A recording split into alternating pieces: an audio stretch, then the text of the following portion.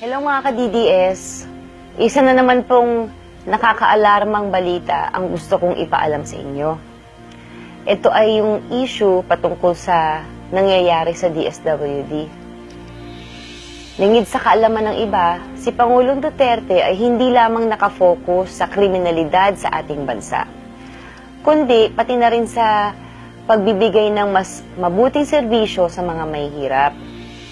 Kaya na lang ang kanyang itinalaga sa DSWD ay si Secretary Judy Taguiwalo, na isang kilalang pro-poor leftist.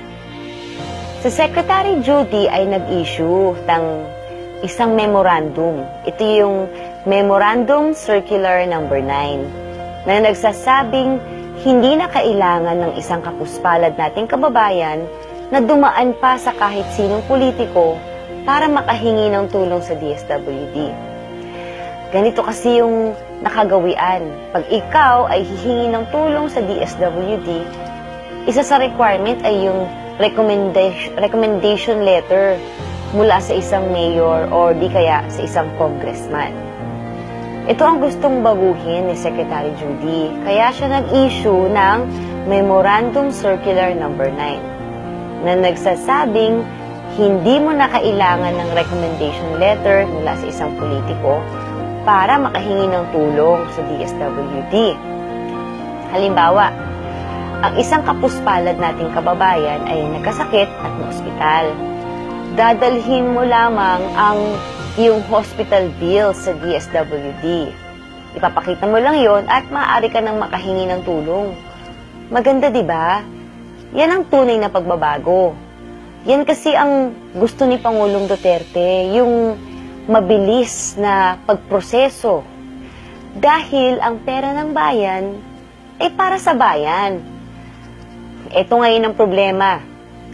Ang mga sakim at magnanakaw na mga congressman, hindi nila gusto itong ganitong klaseng patakaran. Pumapalag sila. Ang gusto nila ay yung dating gawi, na dumaan muna sa kanila ang mga hihingi ng pera o tulong bago dumiretso sa DSWD. Bakit kanyo? Siyempre, power yan eh. Gusto nila sa kanila humihingi ang mga constituents nila, sisiguraduhin nilang botante ang mga ito para sila ay pakinabangan.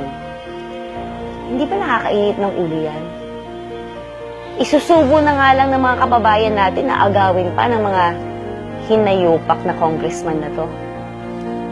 Bago na ang presidente pero bulok pa din ang kongreso.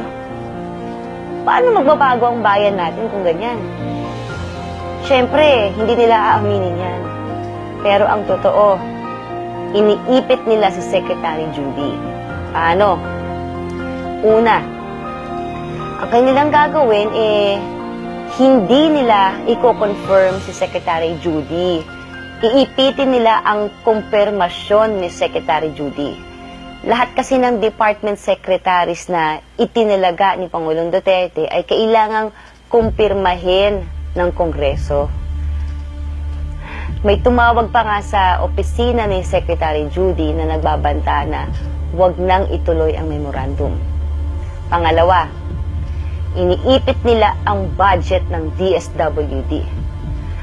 Kaya, sa September 13, ay pupunta si Secretary Judy sa Congress upang pag-usapan ang budget ng DSWD.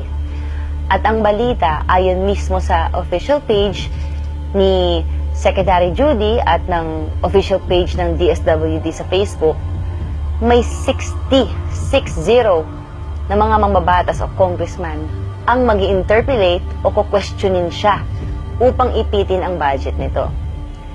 May balita pa nga po kami na siya ay talagang hindi ko kumpirmahin ng mga congressman. Alam niyo po, nung ako'y kanilang inimbitahan sa DSWD upang maging may malasakit ambassadress, nakilala ko po si Secretary Judy at masasabi ko na talagang ang kanyang puso ay katulad ni Pangulong Duterte na para sa mga mahihirap. Kaya nakakainit ng ulo itong mga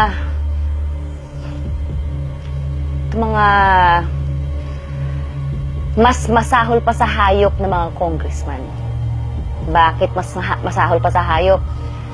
Hindi naman nila pera yan eh. Pera yan ng taxpayer. Ang kapal naman ng mukha ng mga congressman na ito. Pati yung pondo na dapat ay para sa mga mahihirap, eh gusto nilang ibulsa. Kayong mga magnanakaw na congressman, paano nyo naatim na ipakain sa mga anak nyo ang inagaw na para dapat sa mga kapuspalad? Sa aking pagbisita sa mga DSWD center, sobrang naantig po ang aking puso dahil sa kondisyon ng mga centers. Nakita niyo naman po yan eh, sa mga videos po. Nakatatlong centers na po tayong nabisita.